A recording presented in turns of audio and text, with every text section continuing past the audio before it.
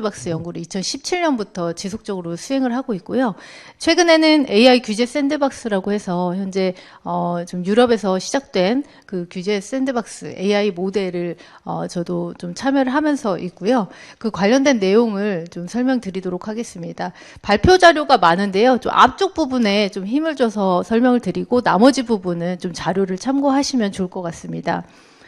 생소하실 수도 있고 아마 들어보셨을 분들도 계실 것 같은데요. 규제 샌드박스를 좀 소개시켜 드리도록 하겠습니다. 신산업 신기술의 혁신 놀이터라고 하는 우리나라 대표적인 정책이고요. 슬라이드가 있는데요. 네, 켜주시면 됩니다. 네, 그 새로운 아이디어 그리고 서비스를 위해서 규제 샌드박스를 활용한 전기 충전 실증이 현재 있습니다.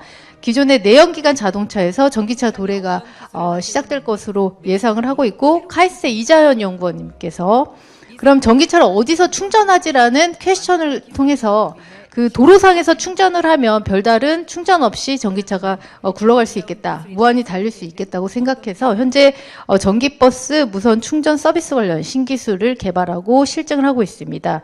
이렇게 개발된 기술은 현재 미국 타임지 선정 세계 50대 그 발명품으로 선정이 되었고요. 싱가포르나 두바이 등에서 지금 현재 국가에서 러브콜이 쏟아지고 있는 상황이 있습니다. 하지만 이러한 신기술이 최초의 신기술 관련된 기술 기준이 부족하다는 이유로 우리나라에서 실증이 초반에는 좀 어려움을 겪었습니다. 자동차 같은 경우는 국토부, 그리고 전기안전은 산업부, 그리고 주파수 문제나 전자장애 문제는 과기부와 관련이 있었고요. 표준 문제는 국가기술표준원과 좀 연결이 되어 있었습니다. 인증을 받는 데만 3년 6개월이 걸렸는데요. 그 개발 총 기간보다 그 인증을 받는 시간이 더 걸렸다는 이야기를 들었습니다. 이번 사례는 현재 규제 샌드박스에 태워졌고요. 그리고 전기버스 무선 충전 서비스 실증 특례를 받아서 현재 사업하는 데 성공한 케이스입니다. 네, 이렇듯 최근 혁신적인 국가들은 국가 성장을 저해하는 규제를 개혁해서 신산업 및 서비스를 육성하고 수용할 수 있는 규제 체계를 현재 적극적으로 받아들이고 구축을 하고 있는 상황입니다. 그 신산업 및 서비스 육성 과정에서 기존의 제도가 불확실성이 너무나도 크기 때문에 제품 출시 시간까지 너무 시간이 오래 걸리는 단점들이 있는데요. 이렇듯이 글로벌 기술 개발의 주도권을 빼앗길 수 있다는 우려 때문에 향후 국가 경쟁력을 좌우할 수 있는 중요한 요인으로서 규제 혁신을 현재 추진하고 있는 상황입니다. OECD 같은 경우는 이러한 맥락에서 규제 샌드박스를 적극 도입해서 일정 기간 규제를 면제하고 신산업 및 서비스를 육성할 수 있는, 테스트해 볼 수 있는 제도로서 도입을 해라라고 권고를 하고 있고요. 특히 디지털 시대에 접어들면서 기존의 그 산업과는 달리 신기술 서비스 등장으로 이런 우선 지켜보는 전략이라고 해서 wait and see 전략이 유효함을, 그리고 OECD에서 이런 방법들이 적합함을 권고하고 있는 상황이 있습니다. 이런 맥락에서 규제 샌드박스가 2017년 문재인 정부에 저희 우리나라에서 도입이 되었고요. 실제 규제 샌드박스는 2014년부터 영국에서 시작된 규제 정책 실험이었습니다. 이 컨셉은 혁신적인 아이디어를 마음껏 실현할 수 있도록 일정 기간 기존 규제를 면제하거나 유예해주는 제도인데요. 오늘 그 인문사회 기반의 AIX 융합교육 어떻게 할 것인가라는 그 교수님, 학장님께서 발표해 주신 내용을 들으면서 이 규제 샌드박스를 교육에 접목해보면 어떨까라는 좀 생각을 했었습니다. 특히 교육 분야는 정말 전통적인 규제 영역이고요. 규제가 너무나도 칸칸이 너무나도 세밀하게 짜여있는 규제 때문에 앞으로 나아갈 수 없는 그런 허들이 존재한다고 생각하는데요. 특히 AI 관련된 학생들의 그런 실증이나 실험을 하게 된다면 이런 교육 샌드박스를 구축해서 AI 분야에 그 마음껏 뛰어놀 수 있는 장을 마련해 주는 게 너무나도 핵심적인 요소일 수도 있겠다라는 좀 생각을 하게 되었습니다. 규제 샌드박스에서 가장 중요한 것은 엄마의 역할입니다. 여기서 보면 그 정부의 모니터링이라고 저는 표현을 하고 있는데, 특히 교육 샌드박스가 만들어진다면 여기 있는 교수님들이 그 모니터링 역할을 할 수 있을 것이라고 생각이 되고 있습니다. 네, 우리나라의 규제 혁신인데요. 그 70년대부터 우리나라는 본격적인 산업화를 이루면서 연평균 10.5%의 경이로운 성장률을 보이고 있는데요. 이러한 성장 그래프가 현재 80년대, 90년대를 넘어서 최근에는 그 성장 그래프가 멈춰 섰습니다. 기존의 성장 그래프는 상승을 멈췄고 우리나라는 또 한 번의 도약을 해야 하는데 기존의 규제들이 현재 혁신 기업들과 그런 혁신적인 신산업 서비스의 탄생을 막는 그 버틀넥으로 현재 장벽으로 여겨지고 있는 상황이고요. 네, 규제 샌드박스는 룰 세팅에서 시작이 됩니다. 저는 아이 둘을 키우고 있는 워킹맘인데 제가 놀이터에 가서 좀 찍어온 사진입니다. 그 놀이터 안전 수칙을 보면 첫 번째, 아까 말씀드렸다시피 그 부모님과 함께 왔나요? 그 부모님, 엄마의 역할인 거죠. 부모님과 함께 왔나요?이고요. 나에게 맞는 놀이기구인가요? 그리고 너무 늦은 시간은 아닌가요? 질서를 지키세요.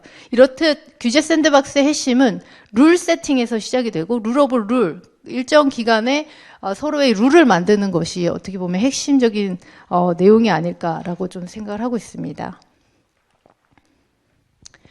네, 그렇다면 규제 샌드박스가 왜 필요한 것인가? 그 규제 샌드박스는 기술 혁신을 촉진을 하고 있고요. 관련 산업의 경쟁력을 강화하는 동시에 소비자 보호 그리고 공공의 안전을 확보하는 균형을 현재 찾고자 하고 있습니다. 특히 다양한 신제품 서비스들이 우리나라에서도 탄생이 되고 있고 특히 소비자의 선택권이 확대되면서 국가 경쟁력까지 높일 수 있는 정책적인 수단으로 활용이 되고 있습니다.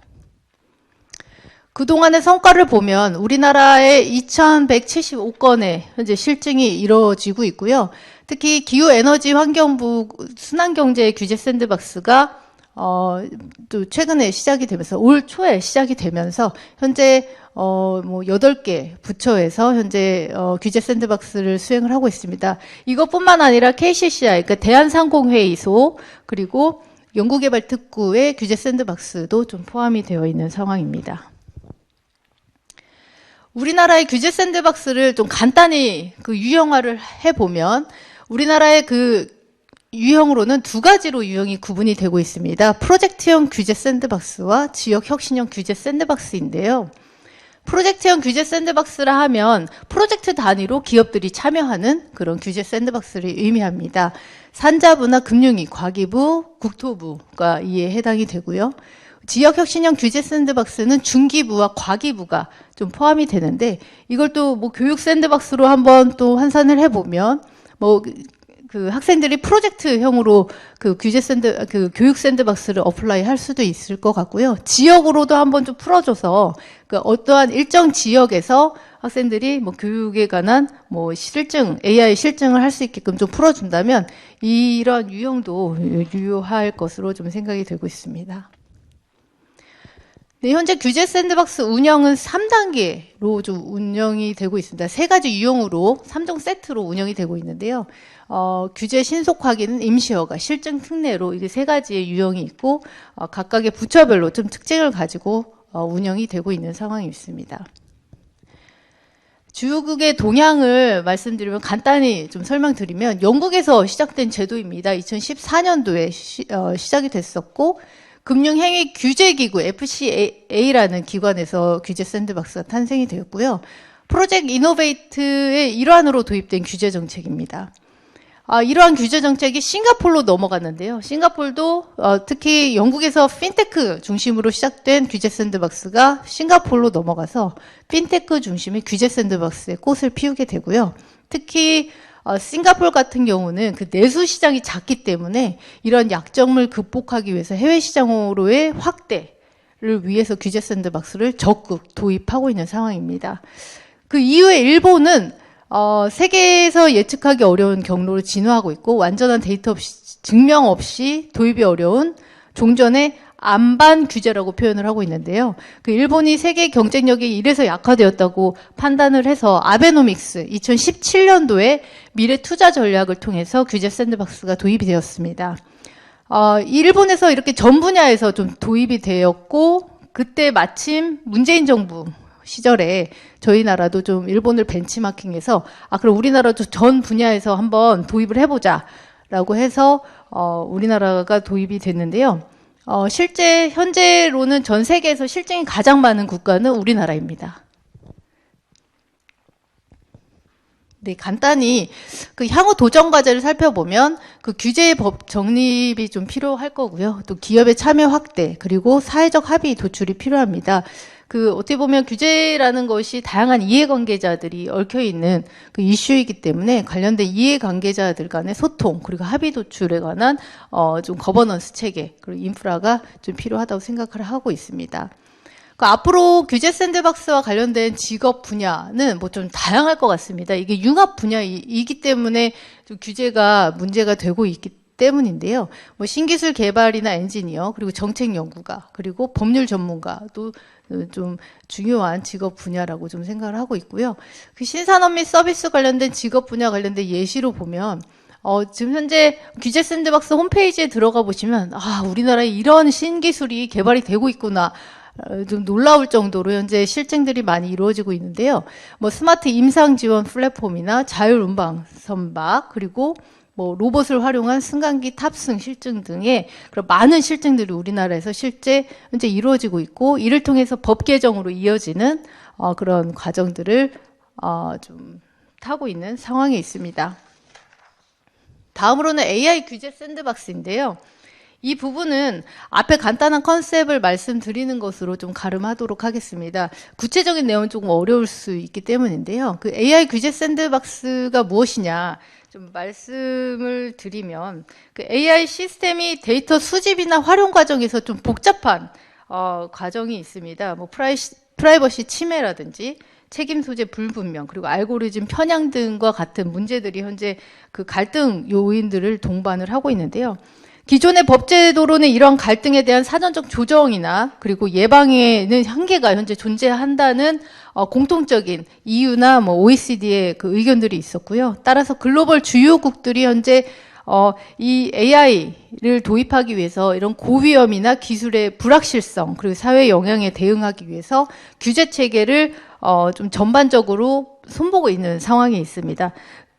그 중에 하나가 AI 규제 샌드박스 도입의 확산인데요. 특히 EU 액트라고 해서 EU 같은 경우는 내년까지 그 27개 회원국의 모든 국가에 AI 규제 샌드박스를 도입해야 된다라는 것이 EU 액트, 그러니까 EU의 그 AI 법률에 명시되어 있기 때문에 현재 한국의 케이스를 관심 있게 벤치마킹하고 있는 상황입니다. 네, 좀 전에 말씀드렸다시피 글로벌 AI 정책의 수단으로서 AI 규제 샌드박스가 현재 급부상하고 있는 상황인데요. 그 AI의 특수성, 그 위험성이라든지 이러한 특수성을 좀 우회하기 위해서 현재 규제 실험의 중요성이 부각이 되고 있습니다. OECD 같은 경우는 신뢰할 수 있는 AI 개발을 위한 핵심 정책 수단으로 현재 AI 규제 샌드박스를 강조하고 있고요.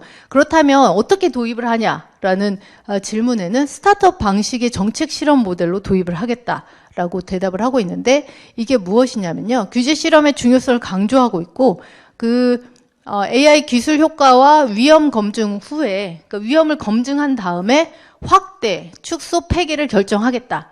일단 우선 해보자라는 그런 정책적인 기조와 방향성을 가지고 있습니다. 네, 국내에는 그럼 어떻게 좀 대응을 하고 있냐? 국내는 조금 늦은 상황이죠. 그러니까 2026년에 현재 인공지능 기본법 시행이 예비되고 있는데요. 기본법에는 원칙 중심의 선언적 규범들이 존재하고 있고, 구체적인 제도적인 인프라가 현재 구축이 되어 있지 않다라고 저희들이 좀 판단을 하고 있고요. 이 부분에 대해서는 국조실 를 통해서 저희들도 AI 규제 샌드박스에 관한 회의들을 몇 번 좀 진행을 한 상황이 있습니다. 인공지능 기본법 시행을 앞두고 구체적인 정책 이행 수단 마련이 현재 시급히 필요하다. 특히 현재 글로벌리 AI 규제 샌드박스와 같은 구체적인 정책 수단을 도입하고 있는 반면에 우리나라는 좀 선언적인 규범만 도입이 되어 있기 때문에 이 방향성 설정과 실제 구체적인 실행 수단이 좀 필요한 상황이다 라고 좀 말씀을 드리고 있는 상황입니다. 네, 그 연구의 목적은 AI 규제 샌드박스 제도를 구축을 위한 핵심 고려 요소나 종합적 그런 검토들을 좀 수행을 했고요. 특히 국외 사례를 좀 면밀하게 좀 살펴봤는데요. 국내 뭐 문제점들을 당연히 살펴봤고요. EU나 미국, 중국, 일본, 영국, 싱가포르, 아세안 국가들을 살펴봤습니다. 특히 관심을 주셔야 될 것이 아세안 국가들입니다. 저희들이 아세안 국가들은 뭐 영국이나 일본, 뭐 중국에 비해서 좀 정보력이 좀 떨어지고 있는데요. 말레이시아나 인도네시아 국가들은 국가 차원에서 현재 글로벌 샌드박스 출범을 작년부터 시작을 했고요. 많은 예산이 그쪽에 부어지고 있고, 아세안 국가들 간의 뭐 데이터, 공동 데이터 플랫폼들 현재 AI 규제 샌드박스를 위해 좀 구축이 되고 있는 상황이다라고 말씀드리고 싶습니다. 다음은 제가 참여했었던 AI 액션 서밋을 좀 간단하게 좀 동영상을 보여드리면서 설명드리고 싶은데요. 네네네. 인공지능은 경제, 네, 2025년 AI 액션 서밋입니다. 그 파리에서 열렸고 2월 11일, 10월 11일 이렇게 해서 양일간 파리에서 열렸던 국제 행사였습니다. 저도 좀 공식적으로 초청이 돼서 규제 샌드박스, AI 규제 샌드박스 분야에 좀 참여를 했었는데요. 5가지 주제로 열렸습니다. 첫 번째는 공익을 위한 AI, 두 번째는 미래 일자리, 그리고 세 번째는 혁신과 문화, 네 번째는 AI에 대한 신뢰, 그리고 5번째 제가 참여했던 섹션이 글로벌 AI 거버넌스 섹션이었습니다. OECD나 EU의 AI 오피서, 그러니까 EU에서 AI 규제 샌드박스를 담당하고 있는 담당자가 왔었고요. 마이크로소프트, 그리고 일본 총무성, 그리고 싱가포르, 국내에서는 저희 스태피가 참여했습니다. 그 주요국들이 현재 어떤 논의가 있느냐 이 회의에서 좀 면밀히 살펴봤는데요. AI 기술이 빠르게 발전하면서 현재 기존 규제 체제가 따라가지 못하고 있다라는 공통된 문제의식을 가지고 있고요. 앞으로 이 AI 규제의 조화 그리고 AI 규제 샌드박스를 활용한 실험적 거버넌스 모델이 어떻게 구축이 되어야 되는지 좀 면밀히 살펴봤습니다. 특히 이 회의에서는 한국 사례에 대해서 관심을 많이 갖고 계십니다. 아까 말씀드렸다시피 한국은 2,000개 넘는 실증이 현재 이루어지고 있는 상황입니다. 그래서 이 유럽 국가들은 현재 AI 규제 샌드박스를 시작되는 단계이기 때문에 한국의 케이스에 많은 관심을 갖고 있다라고 좀 말씀드릴 수 있겠습니다.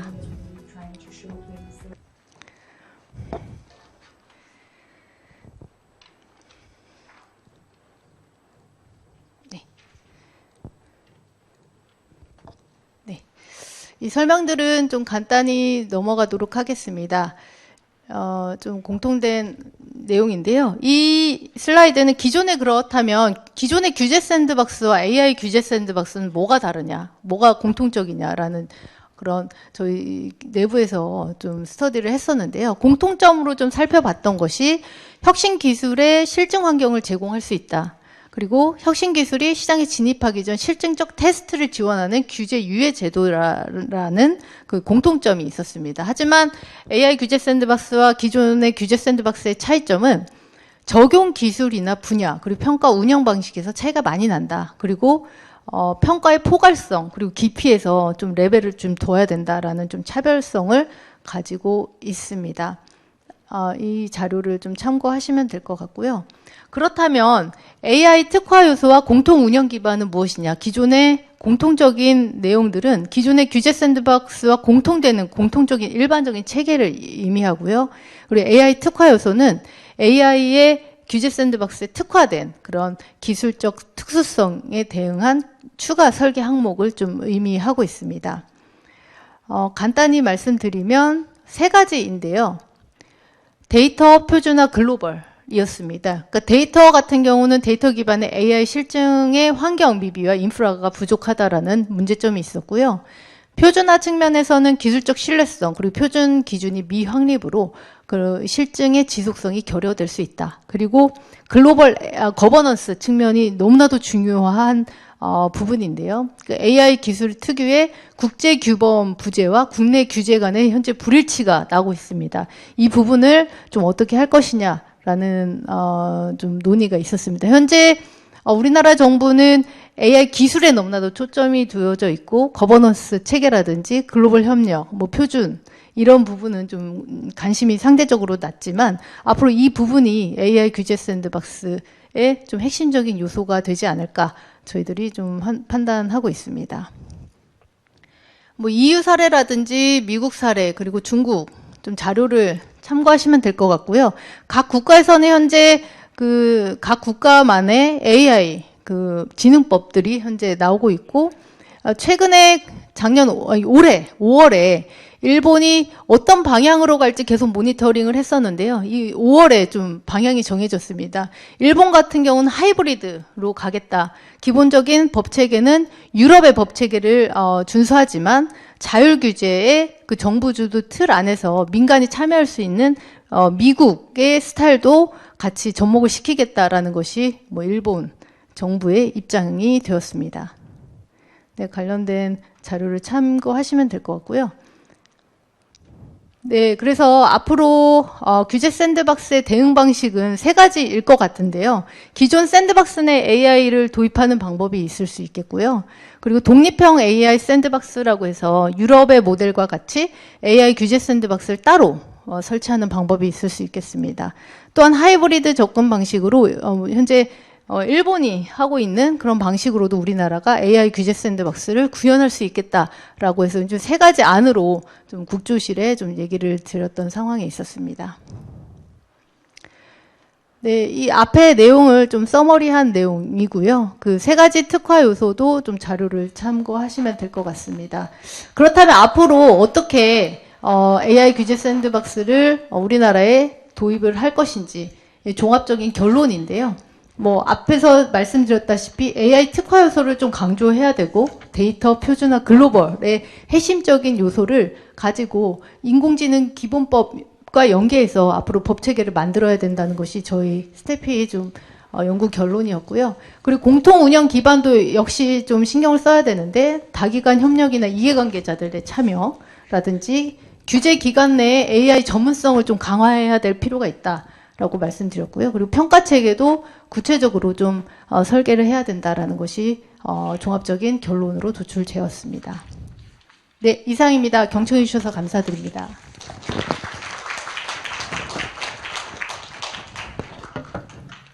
예, AI 기술을 통한 디지털 전환을 가속화하기 위해서 규제 샌드박스가 어떻게 활용되고 있는지에 대해서 잘 들었습니다. 감사합니다.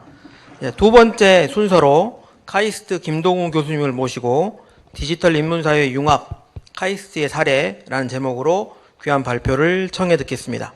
청중 여러분께서는 큰 박수로 맞이해 주시기를 부탁드리겠습니다.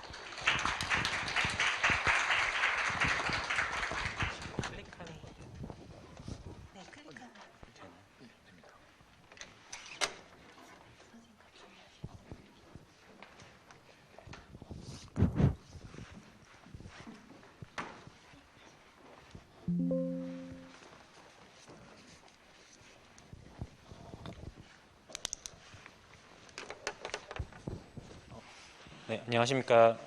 카이스트 디지털 인문사회과학부 김동우입니다. 반갑습니다. 우선 이렇게 귀한 자리를 만들어주신 휴스 산업단 그리고 저를 초청해 주셔서 감사하다는 말씀 먼저 드리고 또 많이 와주셔서 감사합니다. 우선은 제가 이제 제목이 제가 이렇게 받았습니다. 융합교육의 현황과 전망, 카이스트의 사례를 좀 소개해달라. 그렇게 해서 저희가 지금 하고 있는 얘기들을 하고 있는 것들을 전달 드리려고 자료를 준비해 왔습니다. 근데 이제 여기 와서 이제 발표를 듣다 보니까 조금 생각이 바뀐 것 같아요. 발표할 내용이. 그래서 그거는 이제 차차 말씀드리고 우선은 카이스트가 지금 뭘 하고 있는지 간단히 말씀드리겠습니다. 그래서 이게 지금 2025년이죠. 저희 학부가 저는 이제 카이스트에 간 지 3년 됐는데요. 2023년도에 합류해서 지금 2025년 말이니까 3년 됐습니다. 제가 갔을 때는 이미 이게 다 만들어져 있었어요. 그러니까 한 2019년, 20년 이때부터 준비를 했던 거죠. 그래서 2022년도에 이 지금 제가 발표할 내용들이 실현이 됐고 저는 그게 이제 본격적으로 가동되기 시작한 23년도에 카이스트에 가서 지금 요걸 하고 있는데 어떤 의미에서는 과거의 일입니다. 그래서 앞으로는 어떻게 나갈 건지 뒷부분에서 좀 말씀드리고 지금 어떻게 하고 있는지 말씀드리겠습니다. 우선은 2022년도 정도에 설정된 비전은 이겁니다. 그러니까 인문학적 통찰력과 공학적 분석력을 가진 그러니까 공학적 방법론을 사용해서 인문학적 연구를 탐구해보자. 그런 사람을 인문융합공학자라고 부르겠다라고 하고 이제 카이스트 디지털 인문사회학부가 2022년도에 제가 알기로는 출범을 했습니다. 그래서 전략을 이제 이렇게 세웠습니다.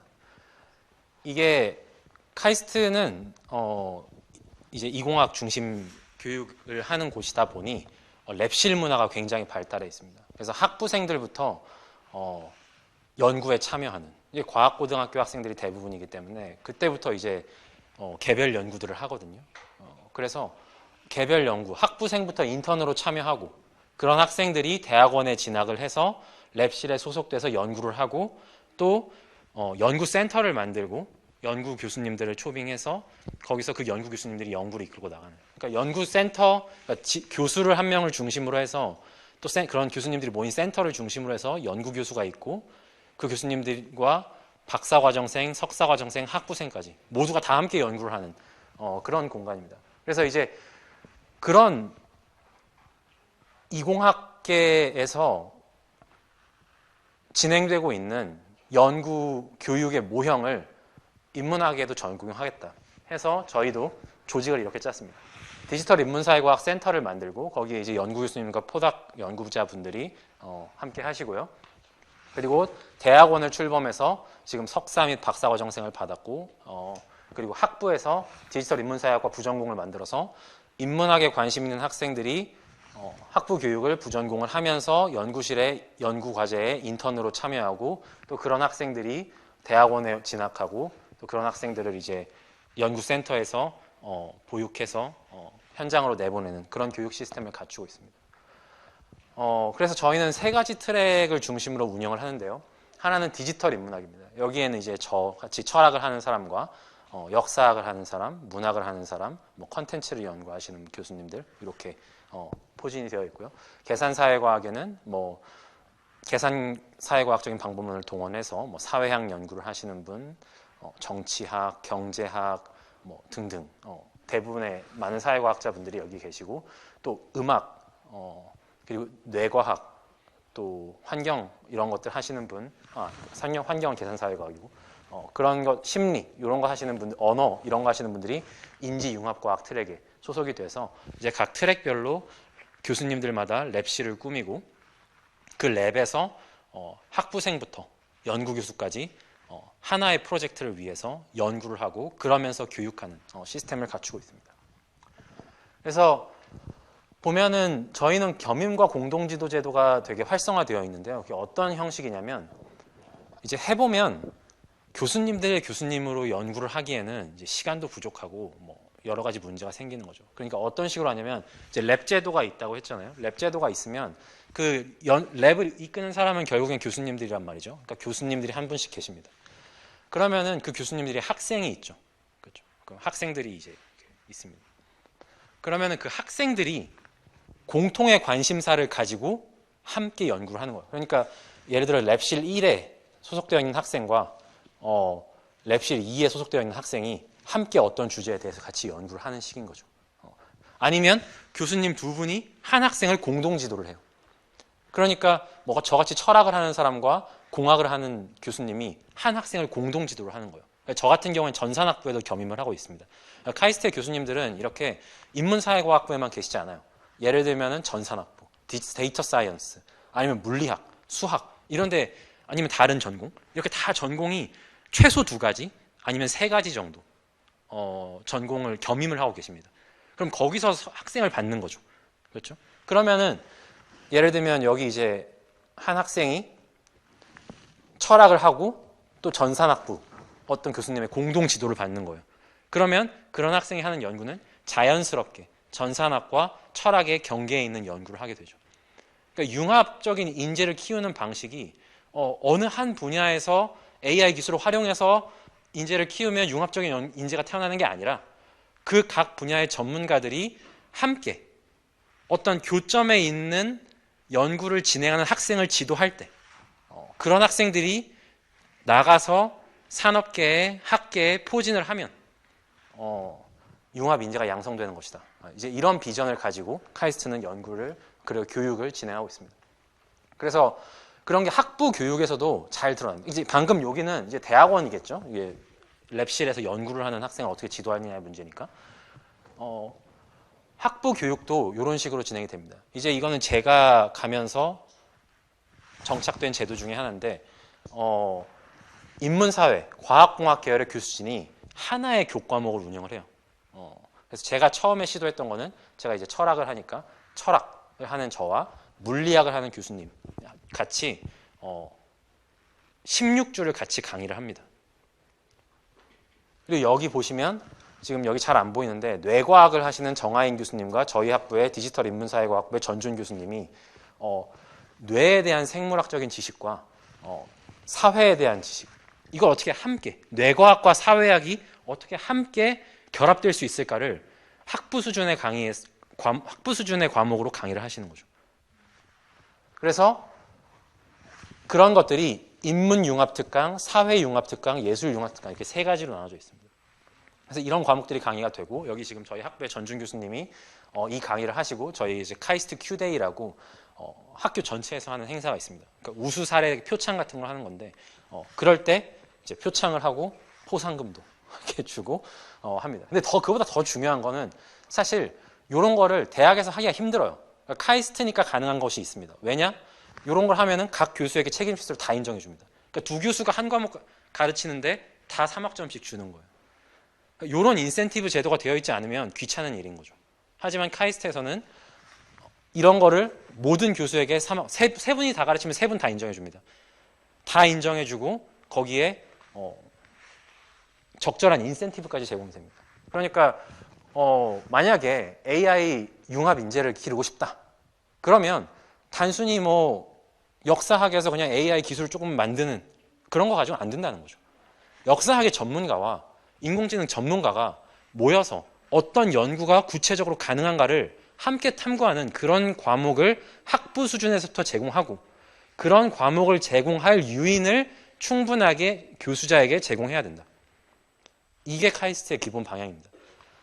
그래서 이런 과목을 만들고 이런 거를 장려하고 이런 것을 본부 수준에서 공유하고 더 적극적으로 참여할 수 있게 하는 것이 카이스트의 교육이다.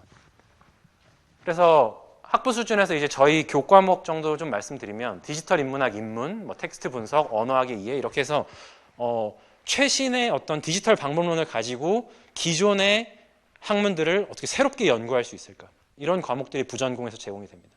이런 과목을 듣고 대학원에 오면 공동 지도를 받으면서 학생들이 자연스럽게 융합 인재로 성장해 나가는 것이죠.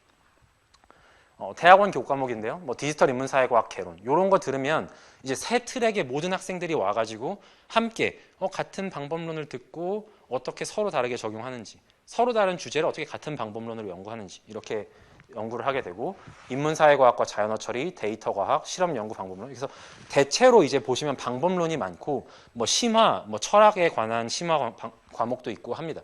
하지만 이제 주로 방법론에 조금 집중이 되어 있는 면이 있는데요. 그 이유는 카이스트의 교육은 연구 중심이기 때문입니다. 그러니까 대학원생 때부터 교수님이 진행하는 프로젝트에 참여를 해서 연구를 한다. 이공 계열에서는 어떻게 보면 그게 당연한 것인데요. 인문학 계열에서도 그렇게 해야 된다. 그러면 개별 학문에 대한, 분과 학문에 대한 지식은 어디서 배우느냐? 연구를 하면서 교수님에게 직접 배운다. 그래서 인문사회과학 계열에서 지도교수와 학생의 관계는 한 달에 한 번 만나면 많이 만나는 거죠. 그렇죠? 그렇게 되면 안 된다. 랩 미팅을 정기적으로 해야 된다. 일주일에 한 번 연구 결과를 가지고 모여서 치열하게 토론을 하는 그런 수준의 대학원 교육이 되어야 된다. 그래서 그런 과정을 통해서, 그러니까 최전선에 있는 연구를 교수자와 학생이 함께 하면서 이 인문사회과학적인 전문 지식을 습득하고 학생은 그것을 탐구할 수 있는 방법론을 수업을 통해서 배우고, 이게 카이스트의 교육입니다. 그래서 대학원의 교육 사례 보면 제가 아까 말씀드린 디지털 인문사회과학 개론은 트랙별 교수 1인이 함께 가르칩니다. 그러니까 인문사회과, 그러니까 철학 분야에서 한 명, 심리학 분야에서 한 명, 아니면은 언어 분야에서 한 명, 이렇게 세 분이 와서 다 같이 가르치는 거죠. 그래서 아까 말씀드린 대로 공유하는 방법론을 어떻게 서로 다르게 활용할까, 그리고 함께 공유하는 주제를 어떻게 연구하고 있을까, 이제 이런 것들을 함께 모여서 보면서 융합적인 인재를 키우고 있다. 이제 물론 이제 이게 이렇게 진행은 되고 있는데 여전히 많은 과제들이 남아 있습니다. 저희 입장에서도 지금 보면 2022년도에 나왔은 이게 이런 교육 프로그램이 신설이 된 거니까 3년 됐죠. 근데 문제들이 많이 있습니다. 첫째로는 지속 가능성 문제입니다. 이게 이런 종류의 연구를 하려면 학생 인건비도 많이 줘야 되고요. 왜냐하면 같이 연구 과제를 수행하니까 장비도 필요하고 또 데이터 연구를 해보신 분들은 아시겠지만 엄청나게 많은 돈이 듭니다. 인력도 많이 들고. 근데 그러면 연구비가 제가 이제 뭐 신진 연구자, 인문사회 계열에서 하면 2천만 원이거든요. 이런 거 가지고는 턱없이 부족하다. 이공학 계열에서 2천만 원이라고 하면 그걸로 연구를 어떻게 해요? 이렇게 말하거든요. 그러니까 그런 종류의 수준의 연구를 할 수 있으려면 최소 뭐 수억에 달하는 연구비가 인문사회 분야에도 지원이 돼야 되는 거죠. 근데 하지만 현실적으로 그게 어려우니까 이게 정말 현실적으로 지속 가능하냐, 이런 문제는 여전히 남아 있고요.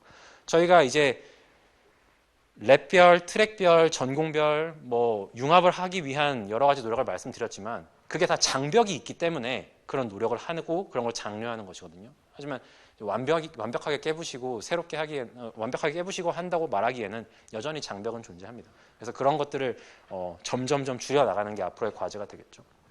그리고 융합 연구 이런 것들은 제가 아까 말씀드렸고, 또 더 크게는 이제 이런 의심이 드는 거죠. 너가 카이스트에서 뭐 이런 방법을 통해서 영문학을 했어. 근데 너 영문학 알아? 너 영문학자 아니잖아. 이제 이런 인식이 팽배합니다. 그런 인식을 좀 깨부실 필요가 있다. 근데 뭐 그런 인식이 어떻게 보면은 또 정당하기도 해요. 왜냐하면 아직 보여준 게 없으니까. 그러니까 그런 인식을 깨부시기 위해서는 저희가 더 잘해서 더 뛰어난 연구 성과를 보여줘야 할 것이고, 또 학계에서는 이런 시도를 좀 더 따뜻한 눈으로 바라보고 장려하는 그런 문화가 함께 가야 되는 것이죠. 그래서 여기까지 제가 발표를 했고, 제가 시간이 얼마나 남아 있는지 잘 모르겠는데 사실 이제 질의응답 시간도 있을 거라고 생각해서 조금 여유 있게 준비를 했는데요. 제가 이제 발표를 좀 듣고 새롭게 생각하는 생각은 뭐냐면, 제목을 보니까 인문사회 기반의 AIX 융합교육 어떻게 할 것인가. 근데 이제 제 생각은 사실 특별하게 할 것이 없다.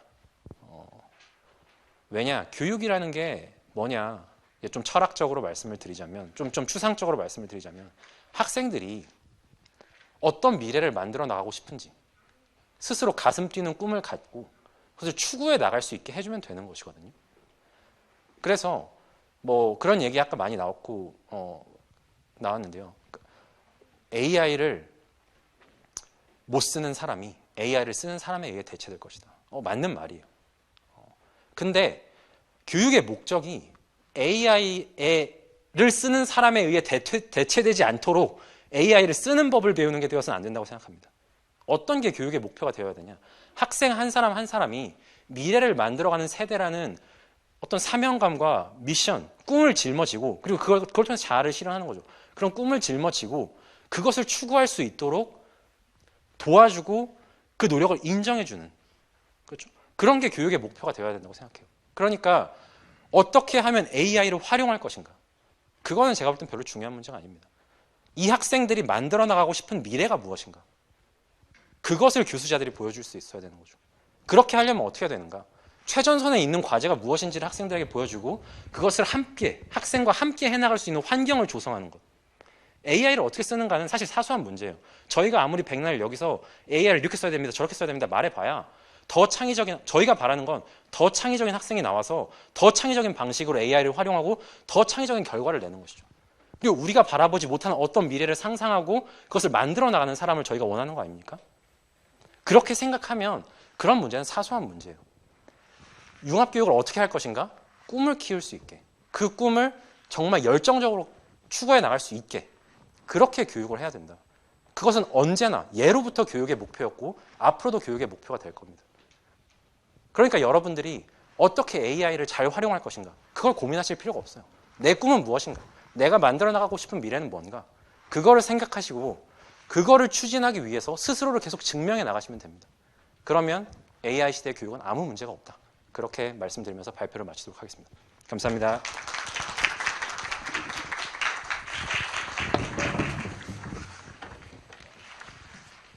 예, 인문 융합연구 및 교육에 대한 우려와 기대, 꿈을 가져야 한다는 말씀은 잘 들었습니다. 감사합니다.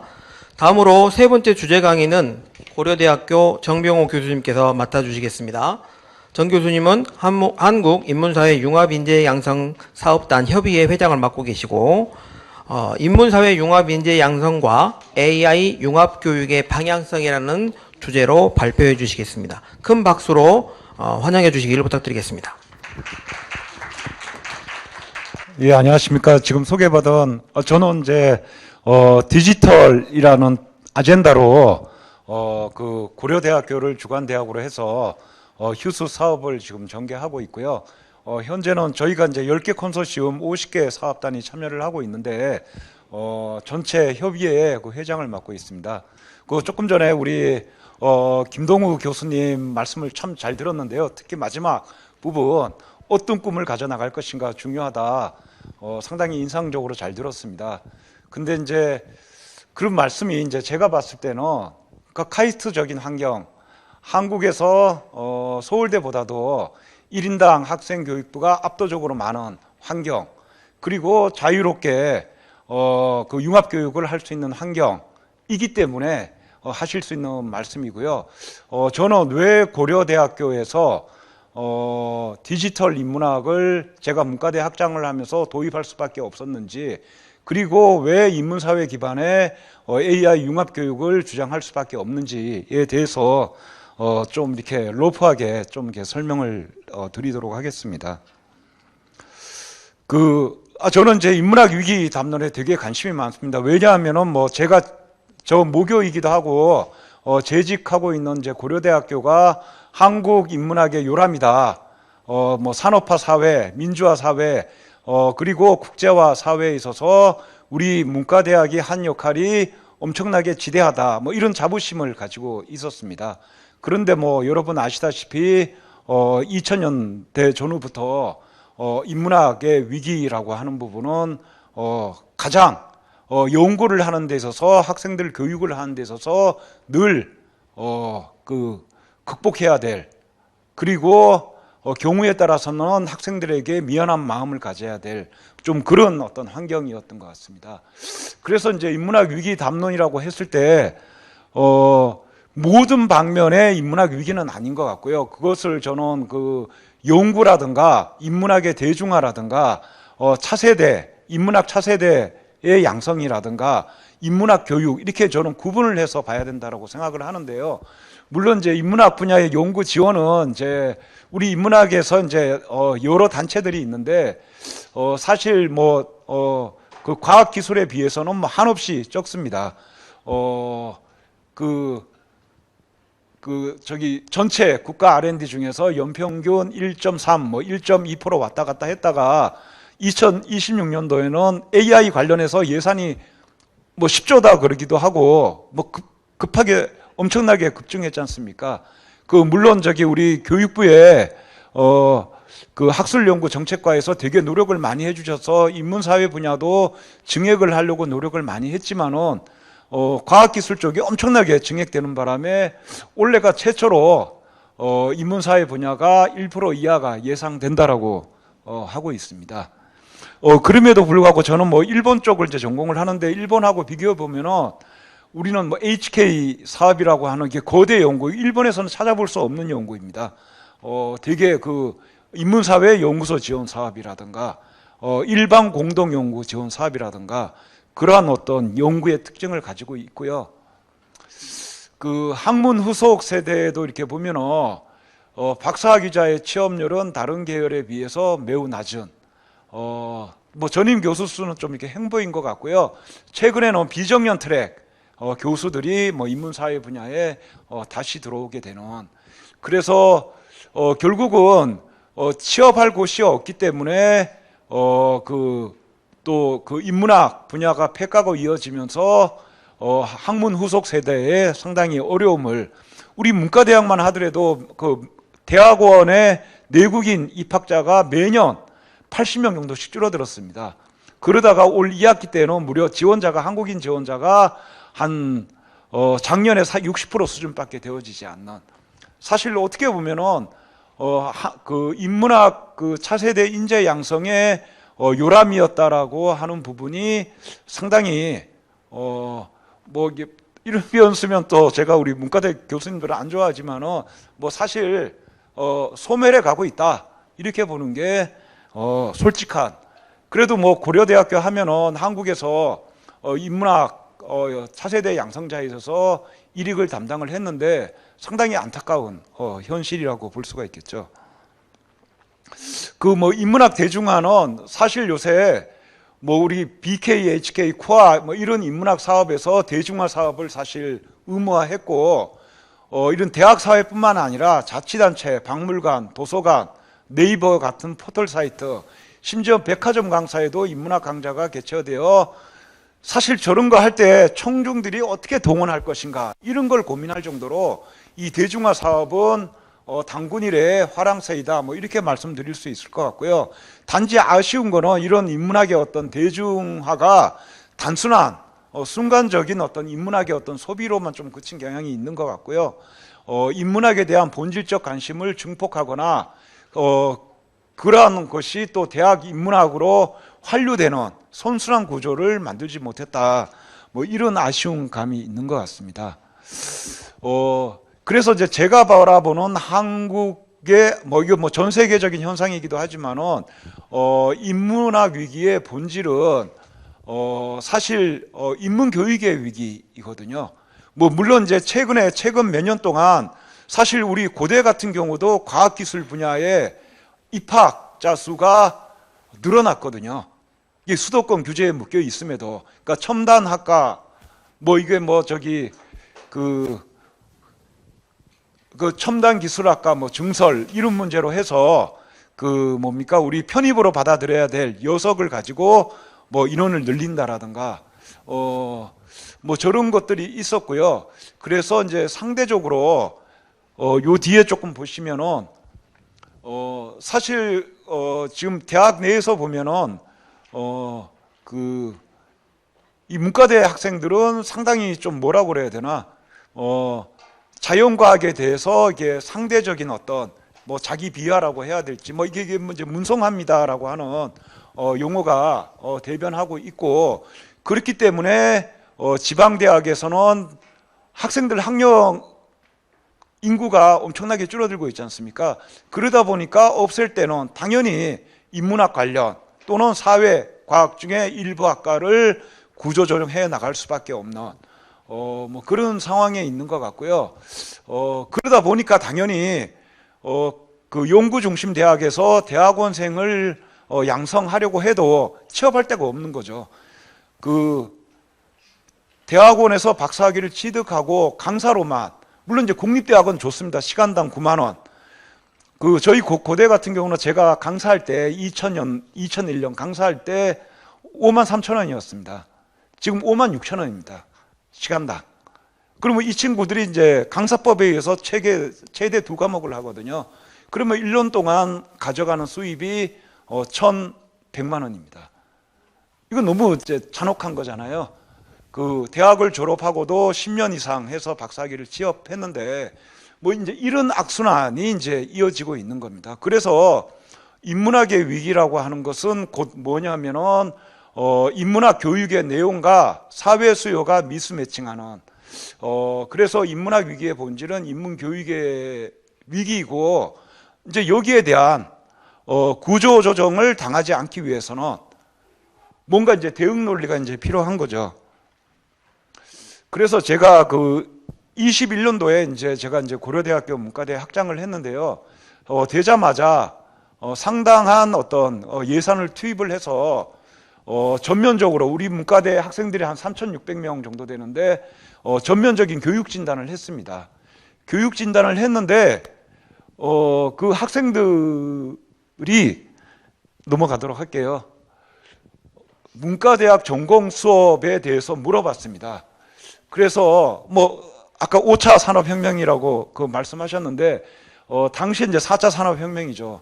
우리 문과대 교육 내용이 지금 4차 산업혁명에 들어가고 있다라고 하는데 어떻게 생각하느냐라고 이야기를 했더니 81.2%가 우리 문과대학도 4차 산업혁명 시대에 걸맞는 교육을 해줬으면 좋겠다. 그래서 디지털 인문학 교육이든 AI 관련 교육을 했으면 좋겠다. 뭐 이제 이런 결과가 나왔습니다. 그래서 이게 물론 제가 이제 그러면서 저희 이제 문과대학의 디지털 인문학 인문 1, 2를 필수 교과목으로 만들었습니다. 만들 때 우리 인문학 하는 교수님들 반발력 엄청나잖아요. 우리 문과대학이야말로 디지털의 청정지대가 되어야 된다라든가 뭐 이런 얘기하는 교수님이 되게 많으셨어요.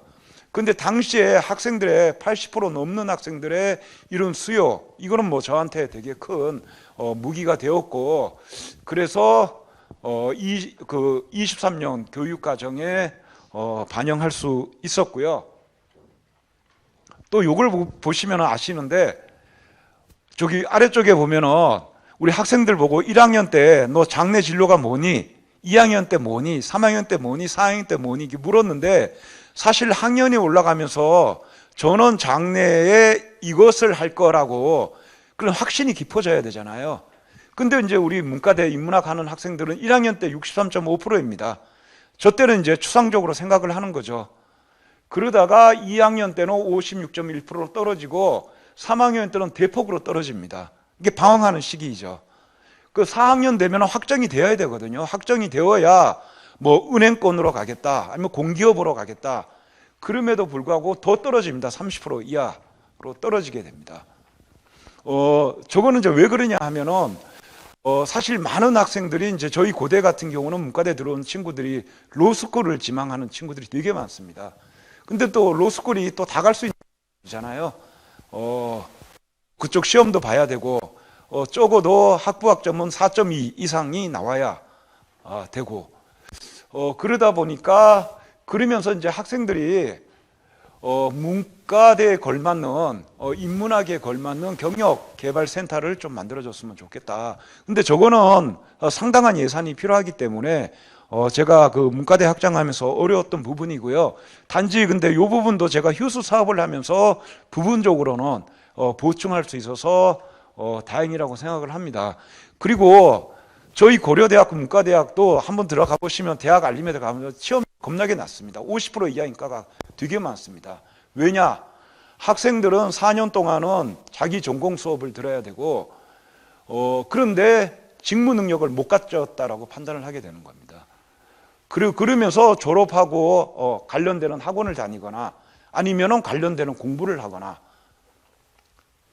뭐 아니면 뭐 고시 보려고 하는 친구는 또 고시 공부하는 경우도 있겠죠. 그래서 우리 문과대 학생들은 자연계 학생들이 4년에 졸업을 하지만은 6년 정도 중간에 휴학하는 케이스도 많고요. 이거는 뭐 저기 흔히 속되게 얘기해서 스카이 대학이라고 하는 고려대 문과대학의 이제 현상이라고 말씀드릴 수 있고 사실 뭐 지역에 있는 사립대학 같은 경우는 훨씬 더 심하겠죠. 그래서 제가 이 휴스 사업이 나왔을 때 여기에 이제 참여하게 된 이유가 이러한 점을 정말 이렇게 극복하고 싶은 이런 부분인데 마침 운 좋게 제가 학장 마친 23년도에 인문사회 융합인재 양성 사업이라고 하는 제도가 우리 교육부에서 만들어 주셔서 정말 그 개인적으로 너무 감사하게 생각을 하고 있고요. 그래서 이제 저희는 이제 디지털이라고 하는 테마를 가지고 참여를 하고 있습니다. 예, 요거는 뭐 생략하고 넘어가도록 하겠습니다. 그 휴스 사업에 대해서 뭐 조금 소개를 해드리면은요, 이건 뭐 4차 산업혁명 또 이제 코로나가 끝난 포스트 코로나 시대에 사회 변화에 따른 문제 해결을 위한 융합인재 양성 뭐 이 부분이 이제 가장 큰 부분이고요. 그런데 이제 실질적으로는 아까도 말씀드렸지만은 인문학 또는 사회과학 전공자와 사회 소요의 미스매칭을 극복하고 4차 산업혁명 시대에 급격한 사회 변화와 과학기술 발전에 토대하여 인문사회 기반 융합인재의 양성 뭐 이 부분에 있고 핵심적인 내용은 이겁니다. 뭐 대학 간 컨소시엄을 구성해서 교육을 공유하는 것 그리고 인문사회 기반 융합교육 과정을 개발 운영하는 것 그리고 이것뿐만 아니라 지역의 산업체 공공기관과 더불어서 지산학 공유 협력을 통한 성과 창출과 확산을 하는 것, 뭐 이런 내용으로 구성되어 있고요. 지금 아까 말씀드린 대로 되게 중요한 테마입니다. 이게 그 인문학적으로 또는 사회과학적으로 봤을 때 우리 한국 사회가 직면하고 있는 과제이기도 하고 또 이 글로벌 과제이기도 합니다. 그런데 이제 조금 아쉬운 거는 이게 이제 모 컨소시엄 단장님이 얘기하셨는데요. 이 아젠다가 교수들은 되게 좋아한다. 전부 연구자들이니까 저거의 필요성을 아니까. 근데 이제 학생들이 저 과제에 대해서 다가오지 않는다.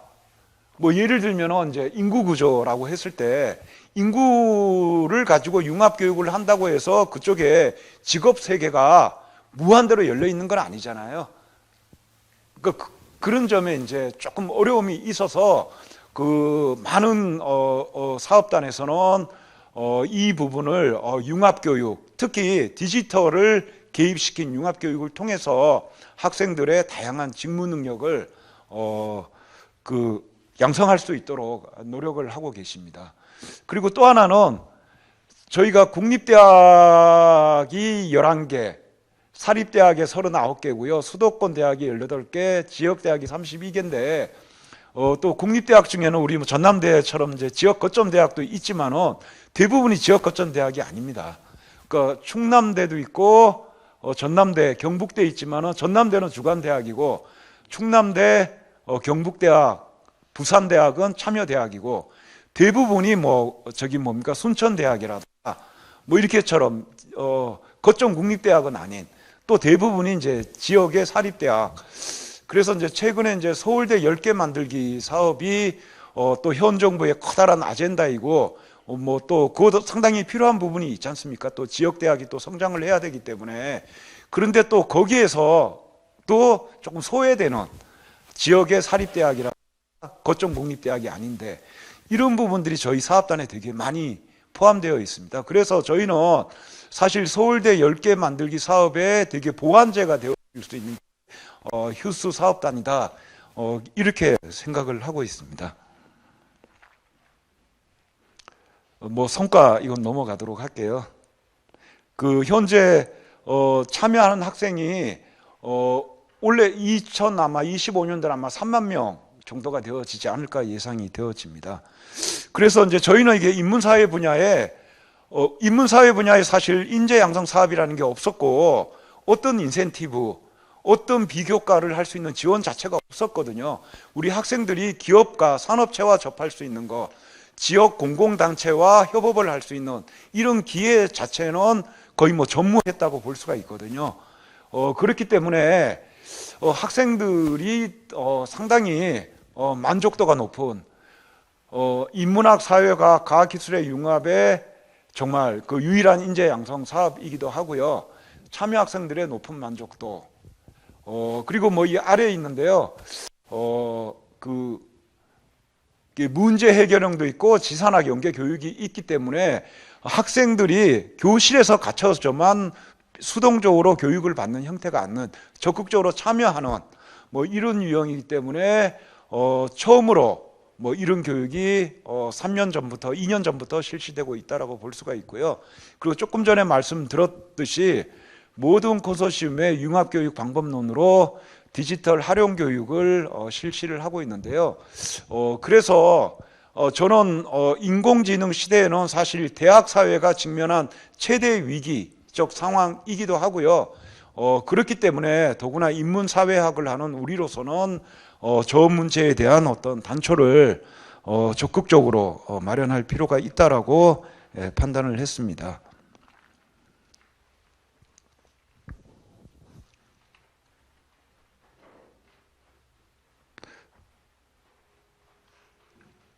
그래서 저희가 사실은 요거는 뭐 이미 제안한 내용인데요. 우리 여기 사무관님 계시지만은 지난 8월 달에 제안을 했고 또 11월 달에 국회에서 그 교육위원회 이용호 위원장님 주최로 그 정책 포럼도 했었고요.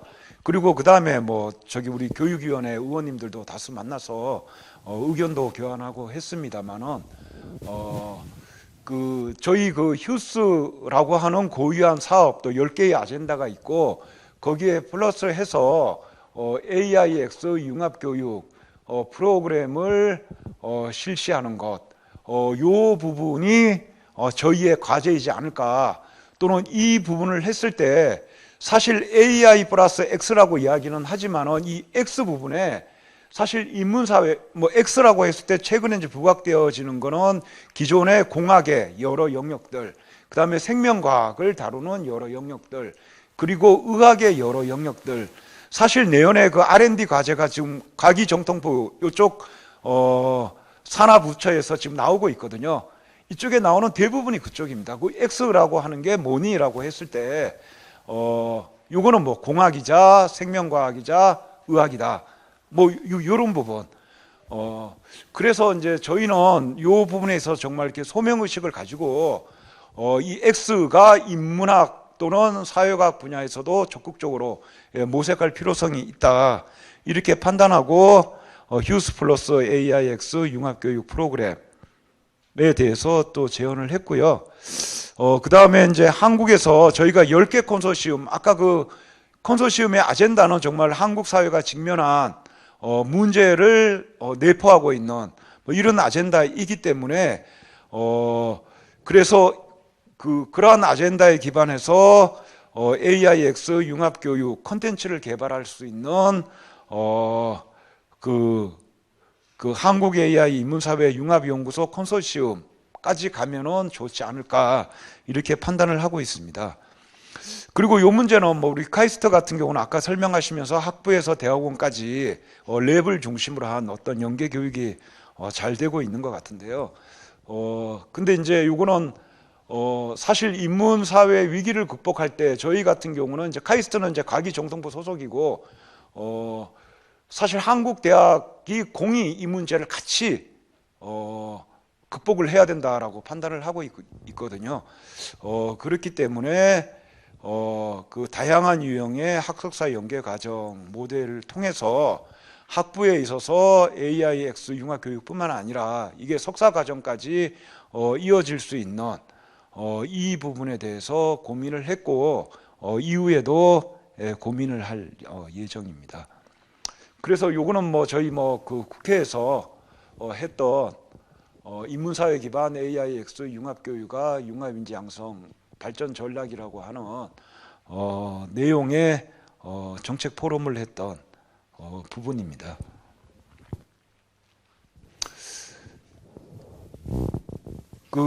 저는 그 인문학이 왜 그러면 위기를 맞게 되었느냐라고 했을 때 사실 인문학은 대부분이 뭐냐면 문헌학 연구입니다. 위대한 문학자가 위대한 철학자가 위대한 역사적 정사 이러한 것들의 문헌에 기반해서 연구를 하는 건데 사실 이게 되게 80년대 90년대부터 영상의 시대, 문학 콘텐츠의 시대 그리고 인터넷 세계로 대변되는 다양한 새로운 문서의 세계가 이제 도래되고 있는 거거든요. 그렇기 때문에 저는 변화하는 시대에 대해서 미래의 어떤 비전을 보여주는 게 교육의 역할이라고 생각을 하고요. 그렇기 때문에 전통적인 어떤 분과 학무 위에서 저는 변화를 도모를 해야 된다라고 생각을 하고 그래서 AI 시대에 적극적인 어떤 교육적 대응이 필요하지 않을까 필요하다라고 생각을 하고 있습니다. 이제 그렇다고 해서 지금 많은 대학 보면은 필수 교양이 총장님들이 자랑 삼아서 코딩 과목을 개설을 했다. 자랑 삼아 얘기를 하시거든요. 이것이 한다 그래갖고 저는 AI 시대에 대응하는 교육 체제라고 보고 있지 않고요. 그리고 또 유행입니다. 이게 우리 지금 인문학 박사들 보면은 취업을 하기 위해서 논문에 AI라든가 디지털이라든가 이게 붙이고 있거든요. 참 정말 안타깝죠, 정말. 그 친구들이 좀 체계적인 교육을 받아서 그런 능력을 가지고 해야 되는데 정말 취업하는 게 너무나 어렵다 보니까 현재 시대의 추세를 이제 맞추고 있는 거죠. 그래서 여기에 대해서는 그 AI 시대에 걸맞는 융합 교육이 이루어진다라고 하기는 어려울 것 같고요. 뭐 우리가 AI와 관련되는 지금 담론이 뭐 전 세계뿐만 아니라 한국 같은 경우는 특히 엄청나게 무성하지 않습니까? 그래서 이제 지금까지는 뭐 컴퓨팅 기술이라든가 알고리즘 개발이라든가 자연과학 혹은 공학의 영역으로 인식되었지만은 데이터의 품질, 도메인 지식의 중요성 이런 부분을 통해서 인문사회 분야도 주변부에서 벗어나고자 하는 노력이 필요하지 않을까 판단을 하고 있습니다. 그래서 뭐 요거는 뭐 최근에 우리 인문사회학자를 중심으로 이제 많이 이야기되어지는데요. 사실 어떤 데이터를 얼마나 폭넓게 또는 정교하게 수집, 가공, 학습시키느냐 이게 이제 AI의 어떤 지능 수준이라든가 신뢰성을 결정하는 뭐 핵심 기반 중에 하나이다. 이제 그럼에도 불구하고 여기에 대한 어떤 착목, AI 담론에 있어서도 상당히 좀 뒤떨어져 있었다. 뭐 이렇게 볼 수 있을 것 같고요. 또 하나는 AI를 둘러싼 과학기술의 급격한 발전, 이 하부 구조가 변하고 있거든요. 그러면 그 상부 구조에 해당되는 뭐 인식이라든가 의식이라든가 인간관계라든가 법체계라든가 문화라든가 이런 것들이 급격하게 변하고 있는데 아까 뭐 규제 부분에서도 좀 얘기하셨지만은 이런 부분은 정말 인문사회의 고유한 영역이거든요. 근데 분과학문에서 이 부분을 담당을 하고 있느냐라고 하면은 사실 담당을 하고 있지 못합니다. 그 변화 속도가 너무 빠르기 때문에. 그렇기 때문에 AI 생태계에서 인문사회 분야의 역할은 그 어느 때부터 중대할 것이고, 그렇기 때문에 AIX 융합교육이라고 했을 때는 대학의 절반을 차지하는 인문사회 분야를 버려두어서는 안 된다라고 생각을 하고요. 신속히 부전공 수준의 표준교육 모델 설계가 필요하지 않을까 이렇게 뭐 강하게 생각을 하고 있는데요. 근데 저희가 이제 이런 얘기했을 때는 저희는 이중의 싸움이 됩니다. 하나는 아까 말씀드렸지만은 공학이라든가 자연과학 중심의 디지털 기술, AI 기술을 생각하는 또 그런 정책을 펴는 뭐 이런 방향성이 있고요. 저희는 이제 또 전통적으로 인문학은 이것이야, 또 사회과학의 전통학을 주장하는 환경 속에서 있습니다. 저희 문과대학 교수가 이제 100명이 넘는데요. 이쪽에 관여되는 분들은 한 10명에서 15분. 그럼 많이 늘어났죠. 또 그런 환경에 있기 때문에 그런 환경에 들어가면은 이런 주장을 하는 것들이 부분적으로는 또 공격을 받는 뭐 이런 환경 속에 있습니다. 그런데 학생들을 생각한다라면은 왜 인문사회 학생들은 6년간 대학을 다녀야 되며 스스로 비하하는 마음을 가지고 다녀야 되는지, 뭐 이런 부분들은 우리가 적극적으로 인문학 하기 때문에 사회과학 하기 때문이 아니라 우리가 교육을 통해서 아까 교수님이 얘기하셨듯이 그들의 꿈을 분명히 밝혀주기 위해서 저는 인문사회 분야에 보편적인 AI 융합교육이 실시되어야 되고, 이 부분에 대해서는 하여튼 우리 박석감 단장님도 계시지만 소명의식 가지고 열심히 해볼까 생각 중에 있습니다. 예, 감사합니다.